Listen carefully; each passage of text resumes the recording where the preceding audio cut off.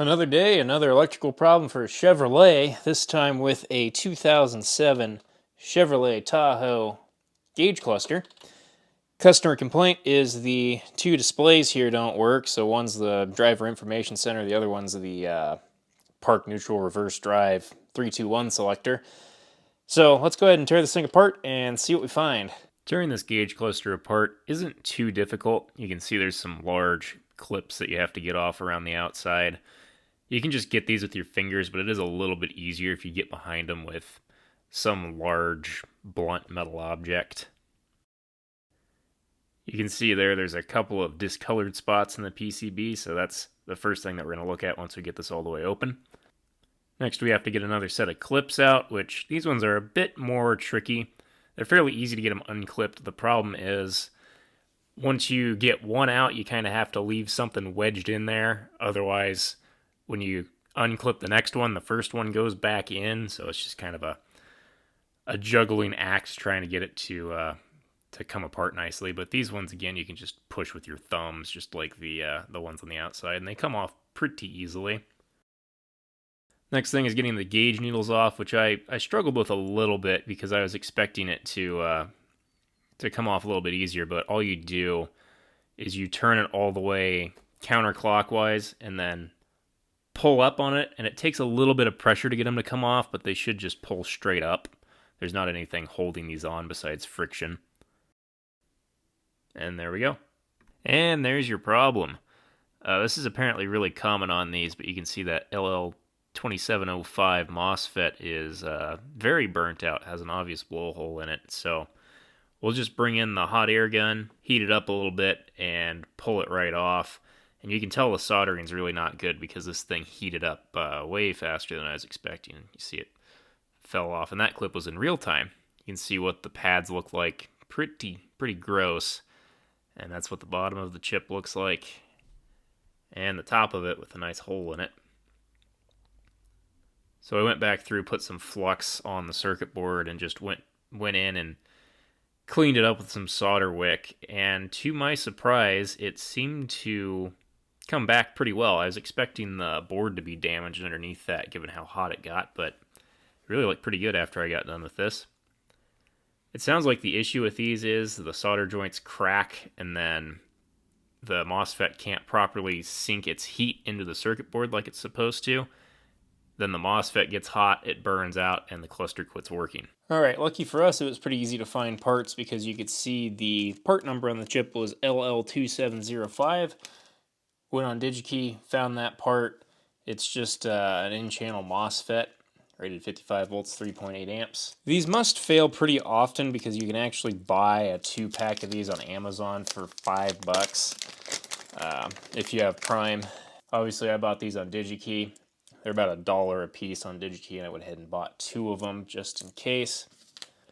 And of course, the hardest part of soldering on something like this is filming it, so I'm going to do the best I can to make sure that's in shot. We'll bring in the fume extractor and fire up the old soldering iron. Alright, just going to put a good bit of solder on the main pad here. And then we'll take our part, plop that in place, and we'll heat up the tab so that melts into the solder.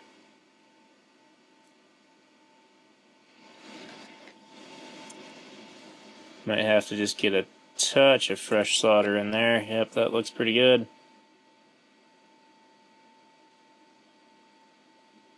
Get it lined up, and then we'll let that solidify.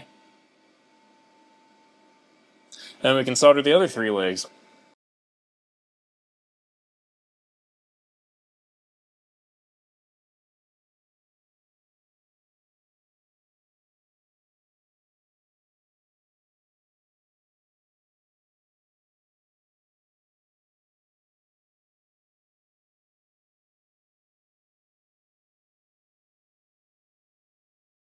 That center pin's a bit of a pain because it's hooked up probably to the tab and has heat sunk through everything else, but I think we got it. It is admittedly not the prettiest solder job that I've ever done. There might be a bit too much on some of those legs, but I think it's okay. It would have been better to do this probably with solder paste and a hot air gun. But I don't have any solder paste that would be good for this. The only stuff I have right now is low temp solder paste. And it expired 4 years ago, so I don't really want to use that stuff for this. But that's certainly a lot better than it was. The other thing about this board that I noticed is that there's some discoloration around this guy up here, which means that that's probably gotten pretty hot too, which makes me wonder what the soldering underneath this thing looks like. So I might just go ahead and pop this off with a hot air gun and just resolder it back down. I did look up the data sheet for this part. It has an internal over temperature protection, so I think it's probably okay, but I do want to check to make sure the soldering on that guy isn't cracked like the MOSFET down there was.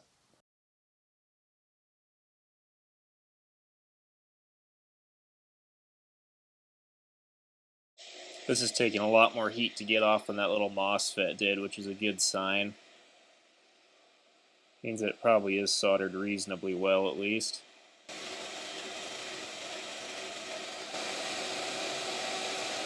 There we go. Alright, the underside of that part looks way better than the underside of the MOSFET that we pulled off, so I'm less worried about that now, but at least we can be sure that the soldering on this will be okay. Put this back on, I'm kind of just going to reverse this process. We're going to put a little bit of flux in the center of this guy. And we can put a little bit on here too. We may have to add some solder to the pins up there, but the main pad should be fine.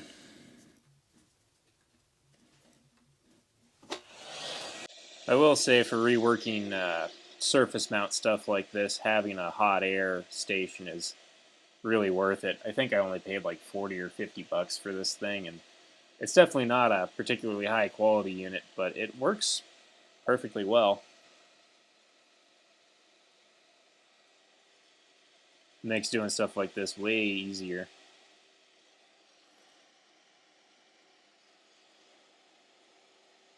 There we go. I can see that that's actually soldered all 5 of the pins on the bottom nicely, as well as flowed the solder on the big tab, so I think that looks pretty good. Just to be absolutely certain on this, I'm going to go ahead and put some more flux down on here and then touch it up with the soldering iron. It really looked pretty good when I was reflowing it, but I don't want this thing breaking again. And since we added flux to the circuit board this time, it should be a little bit easier to solder. I should have put a little bit of flux down on the other part, because it does really make it a lot easier to get good, clean-looking joints.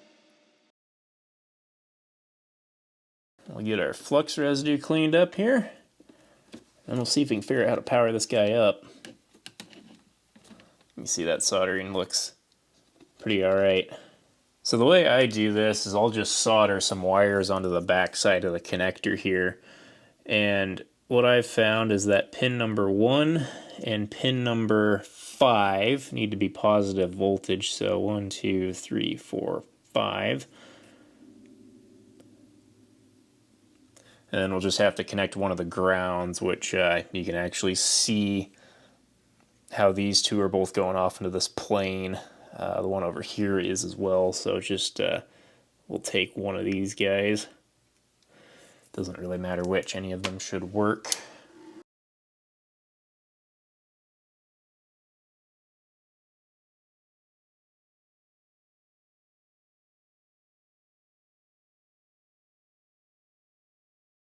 Alright, there we go, that's all connected up. We'll zoom out on that. And we'll see if this works together. So these two will be positive. And one of these two is like a constant battery voltage, and the other one's the switched ignition power, so you need both in order for this thing to turn on, it sounds like.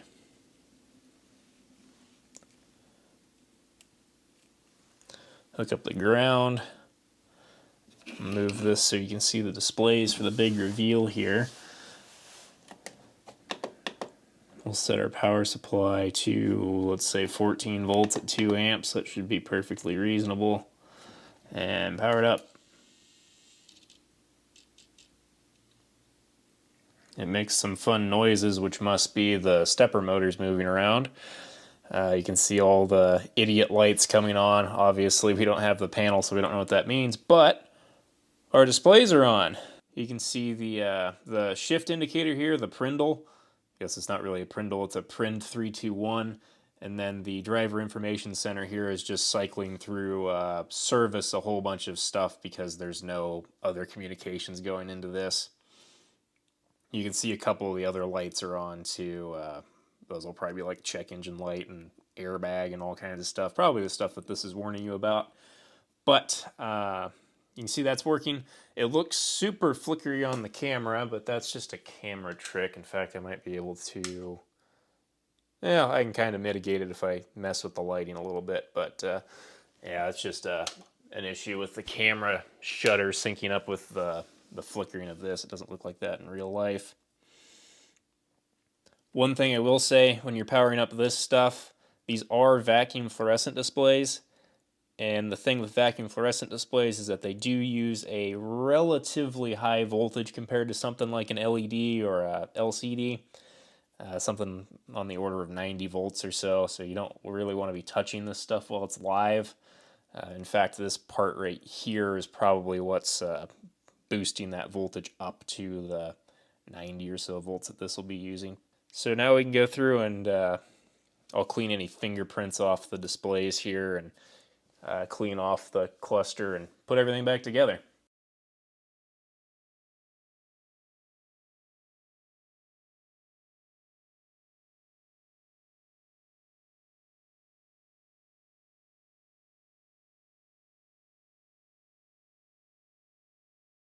Alright, so I think the idea here is we have to put this part back together and clip this into place so that we can get the needles lined up properly.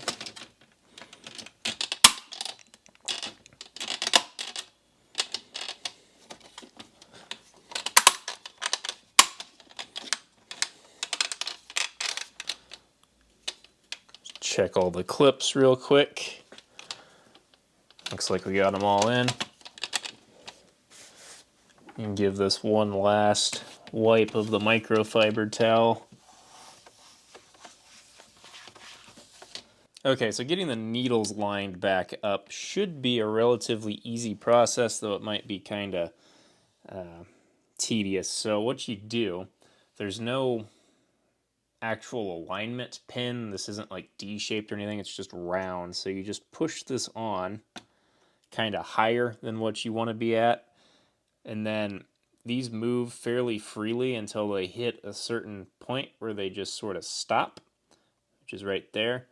And then you just turn it down to where the needle aligns with the little white mark over there. So when you let go of that, it should line up nicely with that little white mark on the side. And then these will all be the same thing. The main thing is just being careful that you don't go too far past the mark, because then you have to go and either take the needle off again, or I think you might be able to spin them all the way around. Actually, you should be able to spin them all the way around. Yeah, see there, I went a little bit too far past the mark. I think you can just spin it all the way around. It's not a big deal. The motor's not actually turning when you're spinning it past that stop. It's just slipping on the shaft. There we go, that looks pretty good. And it should be the same thing with the small ones. You just put it on here somewhere like that, and then turn it down so it lines up. About like that.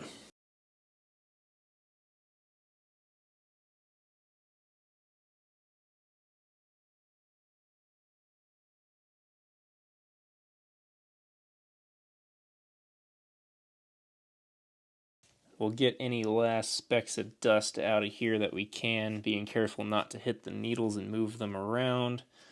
Because we just went all through all that work setting them up. It does feel like a bit of an imprecise process, just adjusting them with your fingers and then I mean, even if you do get them perfect, this whole thing shifts around, so I mean, probably doesn't have to be super amazing.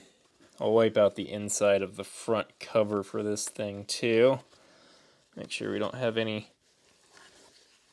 dust inside here. And then this will just go back down over top of everything. I'll give it a squeeze. It should all just click right into place. And there you have it. It's back together. Could probably use a good clean on the front panel. Looks like it's got some schmoo on it from cleaning the interior with other stuff that's not glass cleaner. But that's back together. It works, and it can go back to the customer. So that's it for this one, guys. I'll see you in the next one. Bye.